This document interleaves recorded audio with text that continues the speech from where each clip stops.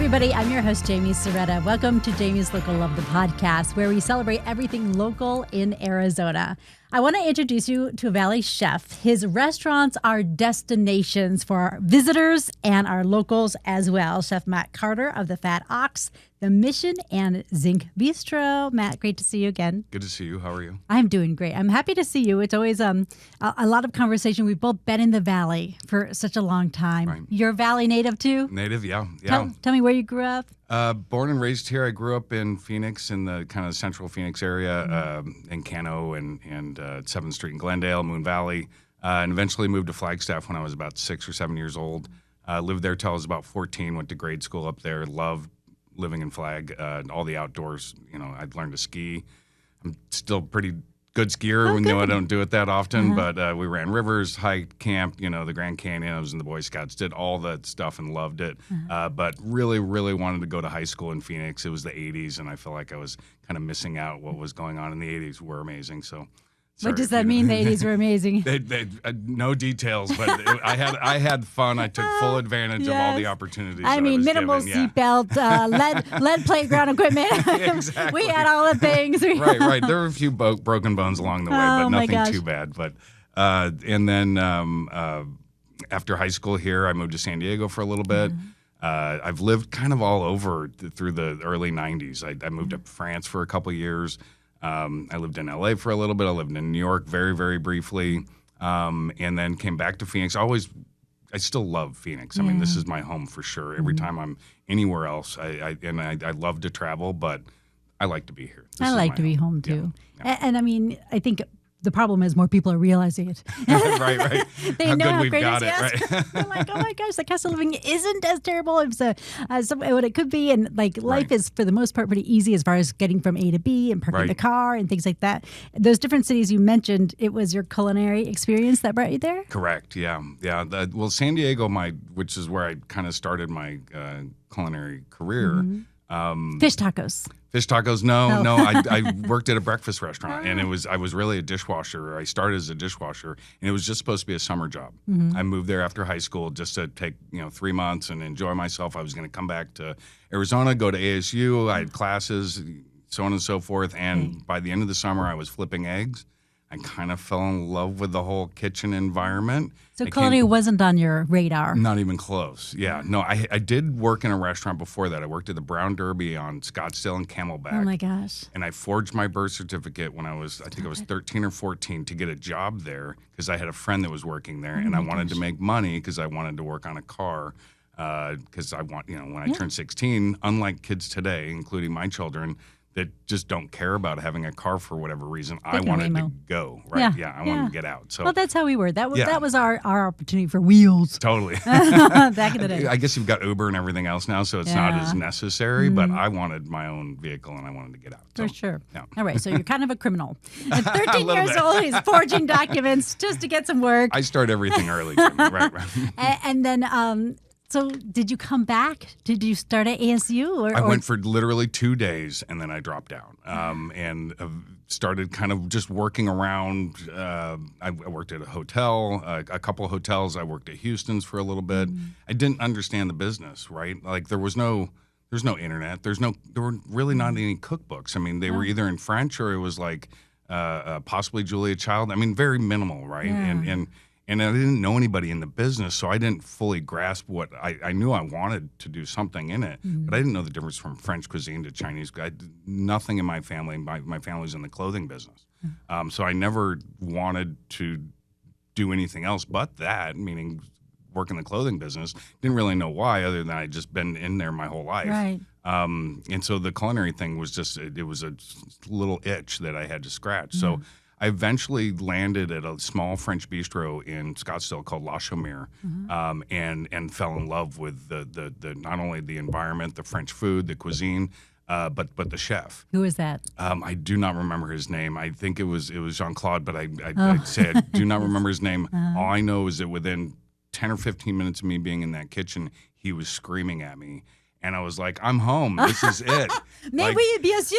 I need direction, right? I'm a punk kid. I need some direction. And I do need direction. I'd have no problem somebody giving me a hard time about something that I'm doing wrong. Oh. Like I take criticism fairly well. So not the arrogant chef, as they say, the yes chef. Yeah, yes, chef, and tell me what I'm doing wrong because I want to be better, right? Well, so I love that. I realized at that point that I was, okay, French cuisine, now I know my direction. Okay. And within 6 months, I moved to France. Wow. Again, very ignorant. But blissfully, when you're at that ignorant. age, I mean, Correct. now you get to say you lived in France. Right, and I moved there and lived there for 2 years. No visa, broke a bunch of rules. I would sign up for classes at the Cordon Bleu to extend my student visa, and then I'd drop out because I couldn't afford to go to school. Wow. So for a while, it was on my resume that I went to the Cordon Bleu. I did not go to the Cordon Bleu in Paris. Sorry. All right, he's coming clean Coming right clean, here on the yeah, pod. yeah. Thank you, Matt. Forging birth certificates, dropping out of school, enrollment student scandal. visa, breaking French laws to stay in Paris, Oh, but my gosh. it was a blast. We'll pardon you for the beautiful things that Thank you have you. created right here in Phoenix for us.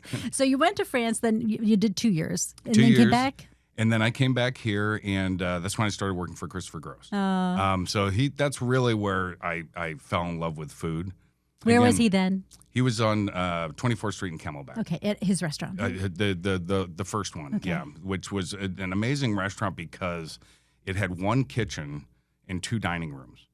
So there was a French bistro, like the casual bistro on one side, and then the formal dining room on the other side. But it all came out of a central kitchen.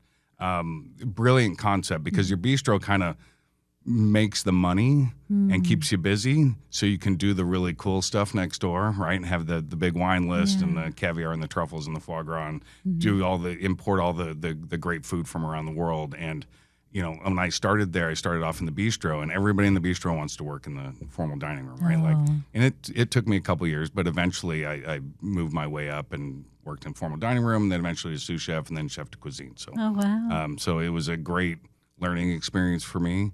I could probably go, for 4 hours about all the things that happened while I was there because it was a crazy time not only for me on a culinary piece.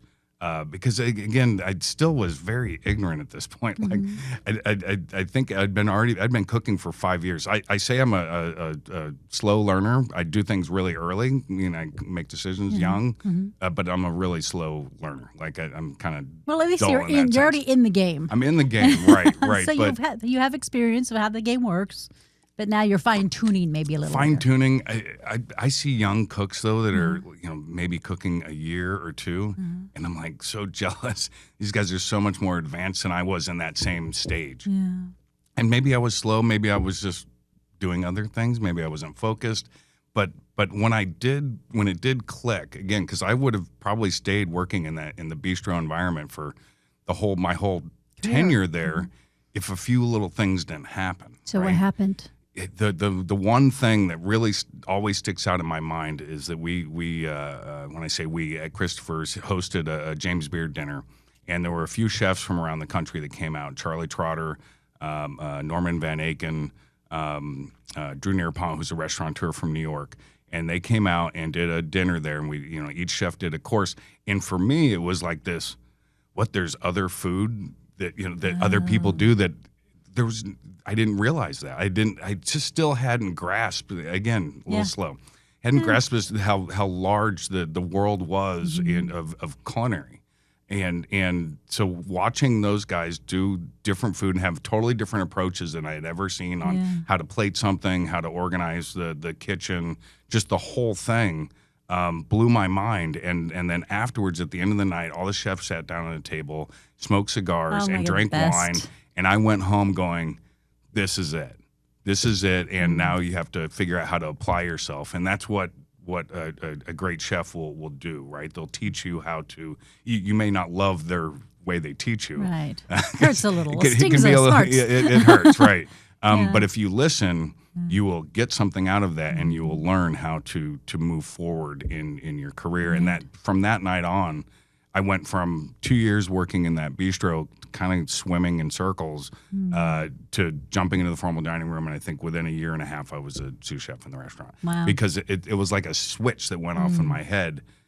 It's kind of like the Matrix. Like now I know karate. Yeah. Like for me, it was like I understand at least the basic structure of what a culinary environment is, from what food is, seasoning, understanding, acid and fats and balance. It just like clicked. Yeah. I understood food, which was like the next step, right? Right. Because the first step is Learning the all the environment, skills. Yeah. right? Like just being in a kitchen. How do you perform? How do you get the next job?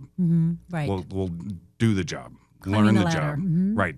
Come in early, have that guy whose job you want, have him teach you or her teach you what they're doing. So when that person gets fired or slips and breaks their leg or whatever happens, right, or quits, Or hopefully gets promoted, gets correct, a great job. correct. Wins the lottery. We always wish them well. right. But out of the way. Out of the way, one way or the other, Yes. gone. Yeah. Who are they going to move into that position? Yeah, obviously you. Me. Hello. Right. Yeah. I'm already ready. Yeah. I'm already there. So Yeah. learning those pieces and then going from that into food, like actually understanding different products, how to use them, how to butcher, anything from a whole lamb to a turbo to eels, right? Like What's a turbo? You can't. Turbo's like a flat fish, kind of like a Okay. halibut from North Atlantic. Okay. One of my favorite is it? fish. Yeah, it's shaped like a kite. Oh, so that must they're, be interesting. They're awesome. To Yeah, slice. it's different than a fin fish, which would be like a salmon that kind of swims like that. This thing swims like Like a it's flat. stingray. Yeah, it kind of because it's flat like that. Okay, so imagine you're in your 20s here, cooking with Chef Christopher. Correct. When did you open Zinc Bistro? So I opened Zinc Bistro in January 10th of 2002. So right after 9/11. 23 years old for this restaurant. 23 years old. Congratulations. Thank you so much. I mean, that's Awesome. a big deal. Yeah, totally. And while I'm just congratulating you, I also want to take note that you were the 2024 Arizona Restaurant Association's Foodist Award Food Pioneer Award recipient. Awesome. I got the pineapple. Yeah, but really top end pineapple. Yeah, super. That must have been really. It was a incredible. blast. I wasn't there, unfortunately. What? Come on, were you Total cooking? bummer. Were you cooking? Somewhere? I was cooking. I was in Alaska. Oh, So what we did was we taped a thank you, and because they called me and said, "Hey, congratulations, this is coming up. You won the award." I was super excited, and then they gave me the date, and I'm like, "I have already made a commitment." That is a private island up in horrible, right? But well, I mean, this is where you have made it. right. You are no longer the rudderless guy looking for someone to tell you what to do. Right. You're- Yeah, no, and it's really, really fun Yeah. too. I mean, but I was working. I was Yes, yes. playing a little bit, Yeah, but yeah. it was a blast. But yeah, you get the award while you're in Alaska, cooking for people that love to fish and love to eat good food, and that's what I'm there for. So How cool is that? Yeah. So what happened for Zinc Bistro to come into fruition? wow. So obviously, several years of working and understanding and managing and becoming a chef basically. Yes. Because it's food, it's environment, but it's also leadership and numbers, right? Yeah. Understanding Logistics, how to manage it. Logistics. Managing food can be tough, right? You've got 1,000 perishable items that are going bad as you speak, and you need to manage those and get those out the door and make money, right? That's the point. And make Otherwise- people happy. Exactly, make people, that's which true. is Yes. really what we're all there for Right, at the end for of the sure. day. So I'd progressed along in my career at that point. While I was working for Chris, there was a bar called the Merc Bar. I think it's called Mercer now. It is. I We haven't just been, but I'm went. going Oh my like a week gosh. or something. I've got a friend's Love birthday it. coming up. Oh, good. So my business partner Terry was from New York. He worked at Merc Bar in Manhattan, the original location, and then moved to Phoenix to open the Merc Bar here. So I used to go to the Merc Bar a lot at that time, since late 90s, like 98, 99, something like that. And he would come over to Christopher's a lot. So we knew each other. I wouldn't say we were friends. We weren't scheming to open a restaurant or anything at that point. Yeah. After I left Christopher's, I went to the French Laundry in Napa and then came back from the French Laundry and worked for Michael's at the Citadel. While I was at Michael's and I was about to leave, I'd kind of told the chef I was going to put a notice in pretty soon. I'd been there for a year or two, and it was time to kind of move on. Terry had approached Brandon and Michael from Michael's and said, "Hey, I want to open a French bistro." And they said, "Well, the first thing you need is a chef. we got a guy. Oh, wow. So they recommended you. Recommended me, and then Terry and I met and went, hey, wait, I know you. Ah. So it was kind of the perfect timing, right? Terry had come from New York and opened the Merc Bar. Mm-hmm. He had always had a dream and a passion to open a French bistro, a casual bistro. So we spent the next year or so kind of looking for spaces, and eventually found Zinc up in Kierland, which everybody at the time told us we were crazy. Really? Why? That's way up, all the way up north. There's nobody up there. It's a dead zone, right? Nobody's going to drive up there, right? I mean, for kids who grew up here in the valley, I always say I probably drank my first margarita at a desert party around here. 100%. Yeah. There was a kegger for sure down the road, right? And it did kind of look like a dead zone up there, right? Like, the Dial Corporation was across the street where what's it called? Not where Kierland comes, the what's it called? The hotel, the Westin, the other one across the street. Quarter. Quarter. Jeez, thank you.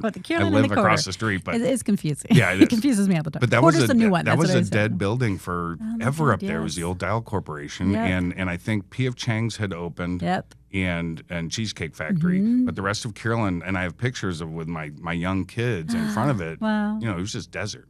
Yep. The Westin wasn't there yet. That was all gone. There was nothing there. So I think they were right. We were a little crazy to do that, but we turned out it was a good decision. Yeah. No doubt about it.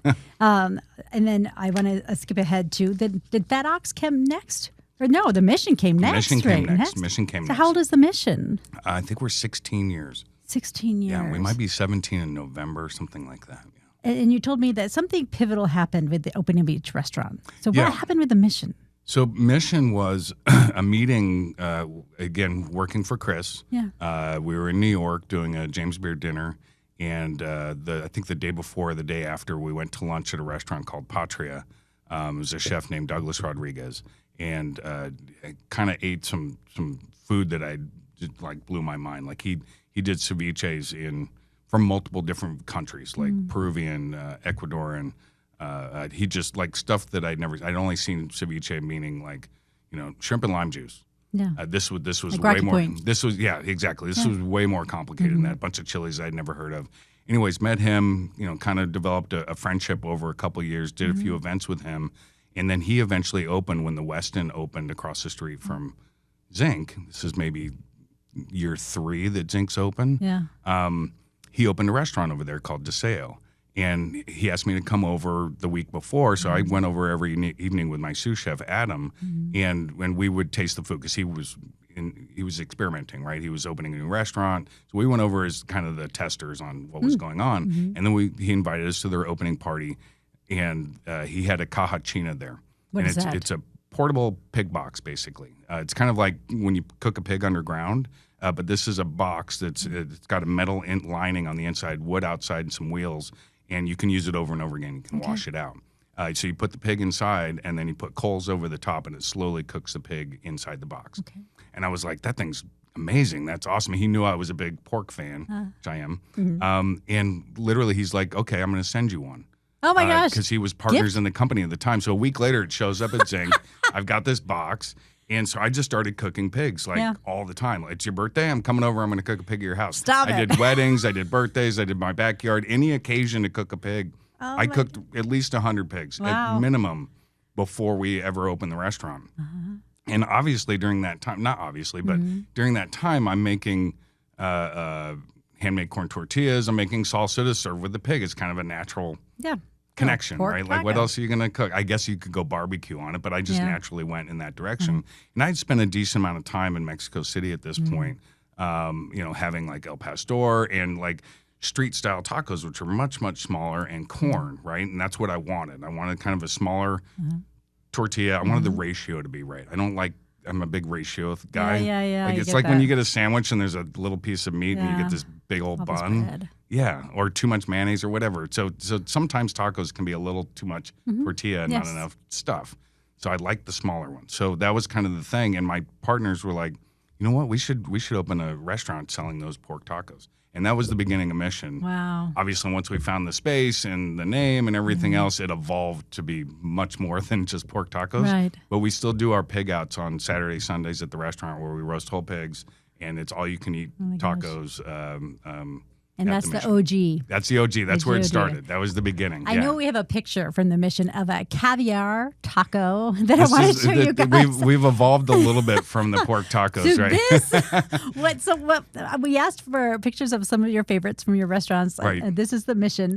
What dish is this? This is the Rhinestone Cowboy taco. So, a lot of people are doing like the millionaire taco or the platinum whatever burger, right? Well, they're putting expensive ingredients on a burger and calling it all this stuff. Well, Rhinestone's not, it's a little lesser, I guess. Okay. So that was a little bit of the joke on that. It's also a great song, right? And I love the lyrics to that song. Like Scottsdale, and people come to Scottsdale, and maybe they're not total cowboys and cowgirls, but they wear the blinged out hats. Exactly. So exactly. It fits the vibe, yeah. Right, yeah. You put caviar on it, then that's the bling, right? Yes, for sure. Plus, Glenn Campbell grew up in Arcadia, where I went to high school, so right down the street. So, anyways, a little bit of homage to him, and just kind of dressing up a simple taco. But it's a taro chip shell. It's steak tartare underneath. It's got salsa macha, roasted onions, mustard, capers, and then there's a smoked egg cream, which is that kind of sauce you can see there. Yeah. Some crispy leeks. And then we do Ocetra Noir from Regalis. It's one of my favorite caviars.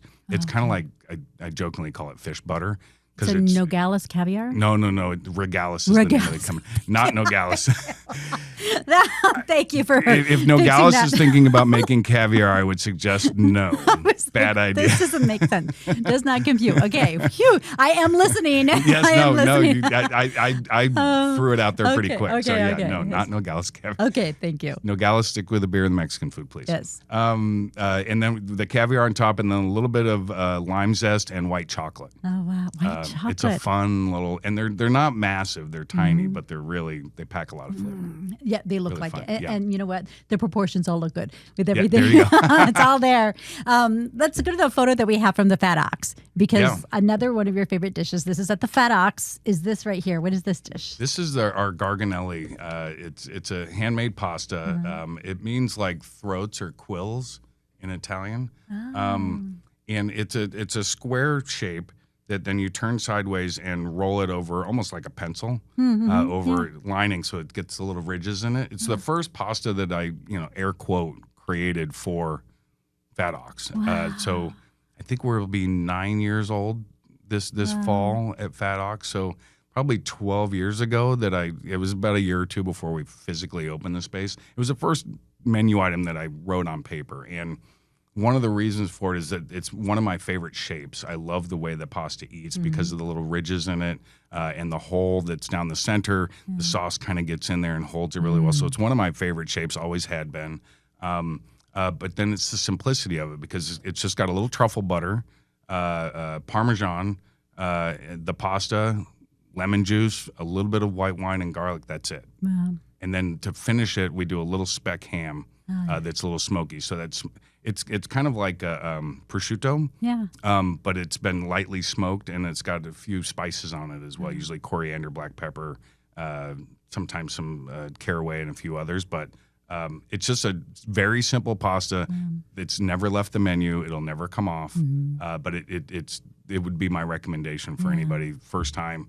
Try the garganel. Yeah, it looks delicious. It's yummy. I feel like we're teasing the people who are listening to this podcast. They're going to have to back up and look at the video to see it and be like, oh, yes, I do want to go get that. So what was the pivotal moment for Fat Ox to open? Wow. Yeah. So very similar kind of story, right? This is the amazing part about food, is that you're constantly learning something, constantly seeing something, or meeting somebody, or reading something. You can never stop learning. I'm still learning to this day. I'm with Christopher. We're in, I think this is after I worked for him. He had called me, and I may have even been at Zinc at the time, and said, hey, I'm doing a 3 or 4 day dinner in collaboration with a chef in Washington, D.C. His name's Roberto Donna. He had a restaurant called Galileo. And in the back of Galileo, he had the Laboratory de Galileo, which was like a small private dining thing that had a little kitchen. So you could do kitchen demos, but you could also do like tasting menus for VIPs and things like that. So I flew out with Chris, and we basically were writing the menus with the chef like day of. Like there wasn't a real plan on what we were doing. And So then we're all helping each other prep our courses and everything else. And then guests would come the next day and eat the dinner. And then the day after that. So I think we did 3 days. Could have been 2, right around there. But we were there for 3, maybe two nights were the dinners that we did. And the sous chef back there was Michel Richard's son, who was a famous French chef that lived in D.C. His son was in there. So it was like this really cool crowd, right? Yeah, like, networking. Great environment. And my ignorance at this point, and this really showcases it still, right? Still learning. This is what, 12 years in, something like that in the business. And part of it was my own arrogance and ignorance, I guess, because it's a double-sided kind of thing. Was that I was really, I knew French cuisine, and I knew that, and that to me was the pinnacle of cuisine. Yeah. And with that thought process, or it comes with an attitude that any other cuisine is possibly inferior, right? Which is totally wrong. But at the time, this is my thinking. And so to me, Italian food was, there's 5 ingredients, right? It's pasta, it's basil, garlic, olive oil, balsamic vinegar, prosciutto. What else is all there, winners. right? All winners. They're all fantastic, but like it's not complicated. Like, I mean, in France, there's 800 cheeses. Wow. Right? Like, it's just a much more nuanced kind of thing. Ignorant. Because it's way more deep than that, right? And so working at that restaurant with Roberto Donna, doing those dinners, and watching him make pasta, like, just clicks in my head, and spent the next, however it was, 10 years wanting to open an Italian restaurant just to make pasta.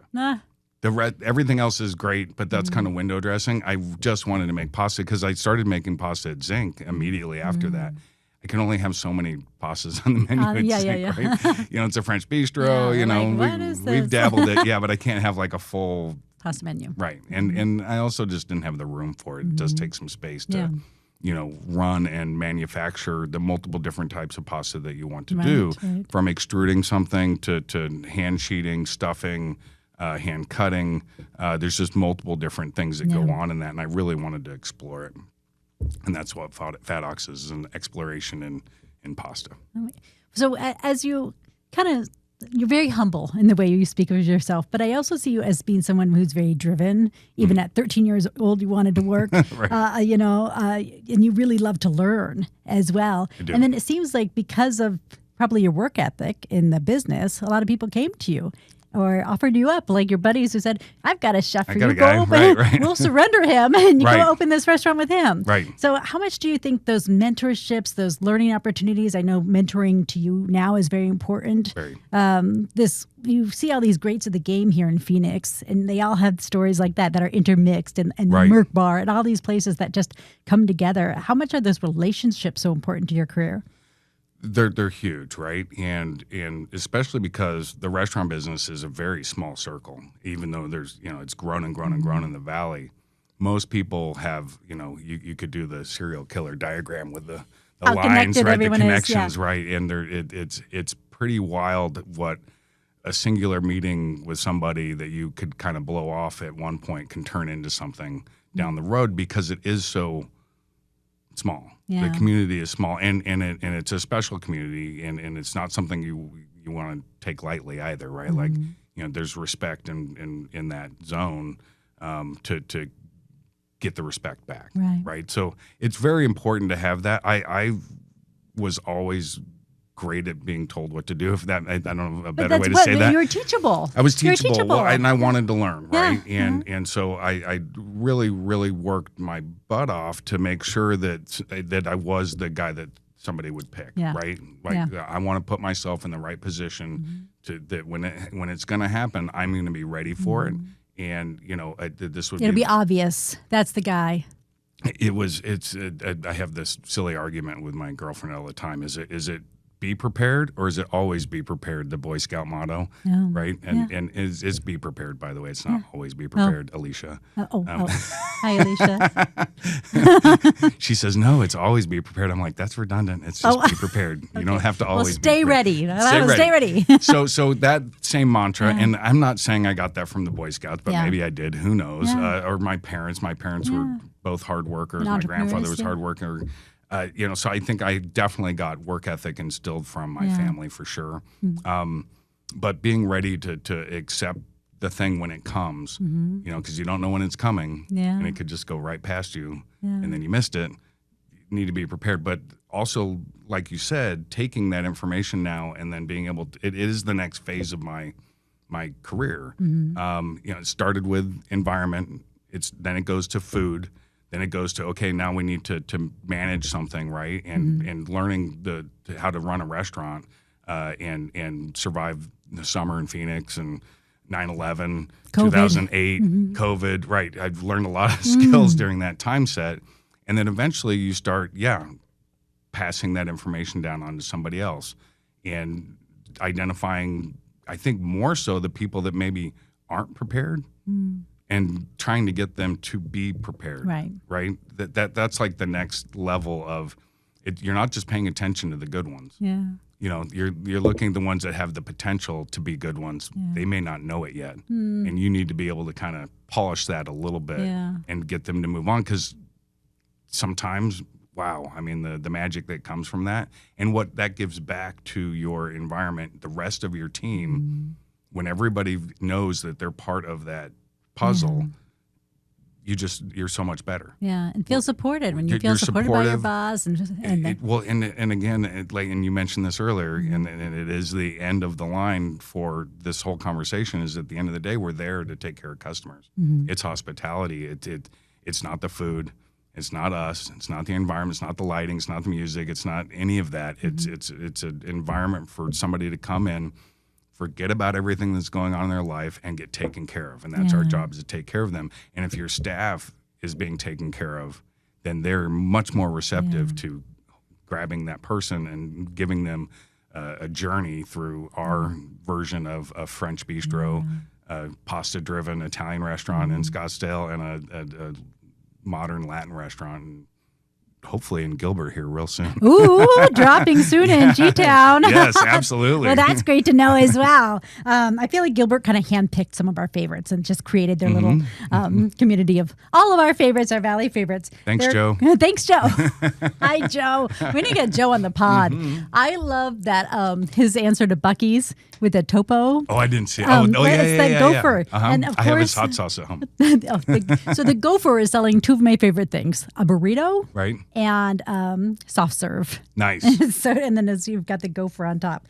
One thing I wanted to make sure that we said was that, food-focused hospitality man. And then you also said, don't worry about the things you can't control. Always keep the PMA. What does that mean? Positive mental attitude.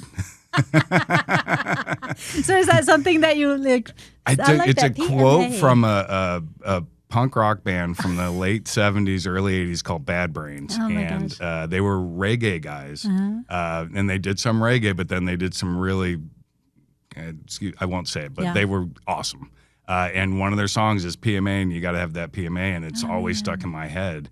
And it is a great mantra. I mean, if you don't have a positive mental attitude, how do you get through 9/11, 2008, and everything else from COVID to what goes on day to day in a restaurant? So restaurants are hectic and difficult, and I mean, it's one of the hardest businesses out there. It is nonstop. The Rubik's Cube of problems that can happen, from just even your drain backing up and how that it can affect your whole business is something so small, and it's nonstop. And if you don't have a positive mental attitude or the ability to control that, you're probably going to have a heart attack, or you're probably going to leave the business, right? And it does move out a lot of people. I love that energy. I like the intensity part. I thrive on it, and I used to accept it or deal with it in maybe not the best way, more of a temper tantrum kind of way. Which feels fun. I mean, sometimes it feels good to just I was having a conversation with somebody that's worked with me for 20 plus years the other day, and like, remember in the old days? And I was like, I don't even want to remember, because I was a little bit of a tyrant, but I was also taught that way. Well, I mean, things and have that changed, was the way and the kitchens were. changed, They really were. They were just, it was a different environment. And again, I didn't mind that environment, because sometimes pressure makes diamonds, right? You need a little pressure. You need some intensity. You could lay off on the personal stuff. Yeah, because that's really where it used to go a little bit, right? And I did the same. I'm in TV news. I mean, yeah. Over the years, you hear some things about yourself you wish you hadn't. I'm sure. Right. You have to develop a thick skin a little bit, right? And just have some confidence. And that's the whole don't worry about things you can't control thing. Right. And I have to tell myself that all the time. Yeah. Worrying about something that's 3 months away that could totally fix itself before we even get there. Why am I wasting time on that? So when you talk about COVID and the recession, et cetera, the Phoenix summers, what does stay ready mean to you? What is something that you have learned to pro tip, life hack that situation? Minus the attitude, it put your money in savings and don't spend things that you don't have. Don't try to fix everything when there's a problem that presents itself in the restaurant business. I always joke and I call it like Pizza Tuesday and Chinese Food Friday, right? Like a restaurant specifically is you're going into, let's say, July, and you're going, oh my God, like I'm losing money every day. How am I going to make, my rent payment? How am I going to pay my staff? All those things, the pressure starts to build. Number one, you should have a nest egg for that. So be prepared to lose because you're going to probably lose some money. So be prepared for that and understand that's part of the game. Make it in the winter, store some away, right? Be ready for that. But don't suddenly change who you are because you're in that environment. That's the Pizza Tuesday, Chinese food on Friday. What do we do? Oh, well, let's give away wine on Thursday and everybody's going to come in and we're going to give them half off glasses of wine. Well, you didn't make any money. People came in, they didn't spend it. Like now you're known as the place that gives stuff away. That's not who you were. Was that the intention when you opened your restaurant was to be that restaurant or that type? No, don't change who you are. Stick to your guns, plan better, and maybe be more prepared next summer. That would be my advice. Don't change who you are. But stow a little away. Squirrel a little cash away. Squirrel a little away. And again, that sounds very simple, just like anything that your parents would tell you, right? Like, but they're usually right, those parents. They are correct. We always learn that as an adult. Right. Not only in culinary school, but even in normal elementary and our K through 12 system, why we do not teach people economics. I mean, financial planning and the basic understanding of how it works. Don't max out your credit cards. Understand what interest is. Like these are really basic things that at 55 years old, I totally get now. It was a hard lesson for me, not only personally, financially, but also in the restaurant business. I was fortunate to have a very smart partner who got that stuff, and I learned over the years more and more about it. Right. I understand the kitchen economics. A restaurant is a totally different ballgame. So I think that if you're going to start a small business, take a course on, and they should teach it in culinary school. And they teach you restaurant economics, but they don't teach you. When I say that, I mean kitchen economics, right. Like how much does a piece of fish cost, right? That's one little small piece of the whole. But rent, picture. Electricity, plumbing, like you said, that's important too. You mentioned music a couple of times. Yeah. Are you a big music fan? What are you doing when you're not cooking? When you're not manning 3-4 different locations, et cetera? Well, I don't do anything. I just do cooking. Yeah. I'm kidding. Yeah, that's it. It does suck up your life, though. Yes. Yeah. So that is a good chunk of my life. But I do love music. I don't get to see as many bands as I'd love to go out to. But what kind? I mean, I grew up loving kind of just, I would say, like 70s rock and roll as a kid. And then probably in the late 70s, early 80s, I kind of fell in love with kind of the new wave came in, like as like Human League and like kind of the more digital pop kind of music. And then I fell in love with like Devo, kind of more American bands. And then I was introduced to The Damned out of England, and then I was just a punk rock kid after that. That's really what. And you still are. Yeah, 110%. Yeah, no, that's what I listen to. That's what I love. Yeah. There's a whole kind of post-punk wave going on right now between England and Australia with some bands that are just like lights out amazing. Wow. Amyl and the Sniffers are one of my favorites. Viagra Boys are fantastic. Slaveford Mods are fantastic. there's some really, really cool bands out there right now. And that's where you learned that PMA. PMA, yeah, from Bad Brains. Yeah, absolutely. Chef Matt Carter, thank you so much for being with us Absolutely. and sharing your story. It is the Fat Ox, the Mission, Zinc Bistro in the Valley, all winners across the board. You're going to be eating good when you're eating at one of Chef Matt's places. Thank you so much. Great to see you. Thanks, Jamie. Appreciate it. Thanks for listening to Jamie's Local Love, the podcast. I'm your host, Jaime Cerreta. Our technician is Tom Heidinger. Our editors are Lorraine Shearing and Gina Coy. Do you know a business worthy of some local love? Email me at jcerreta@azfamily.com. Follow us at facebook.com/Cerreta and Instagram @Cerreta News. Make sure to subscribe and give us a 5-star review, please. And tell your friends about the podcast and the businesses we feature to show your local love. You can find us on Apple, YouTube, Spotify, Amazon Music, and anywhere you get your podcasts.